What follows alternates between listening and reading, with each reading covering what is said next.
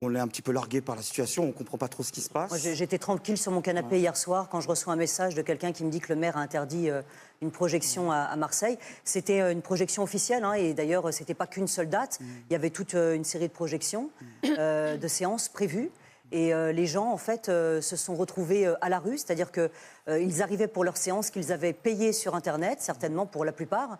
Et ils se sont retrouvés en arrivant sur le carreau en disant désolé, la séance n'aura pas lieu. Donc les gens sont partis en fait furieux, tristes. Je me permets juste quand même de dire qu'est-ce que ce film en fait. C'est un film historique. Hein. C'est ce qui s'est passé il y a 350 ans à Paray-le-Monial, Isabelle en était Bourgogne. là. Et Isabelle... Elle l'a apprécié. Merci. Et c'est un pan de l'histoire, c'est un héritage de l'histoire de France, un héritage de la culture, un héritage religieux, spirituel, dans les faits, c'est vrai, et chrétien. Et c'est aussi ça, un peu la France, me semble-t-il. Bien sûr. Et que je peux comprendre qu'il y en a qui grincent des dents dès qu'on évoque Jésus ou l'Église ou la foi chrétienne ou quoi que ce soit.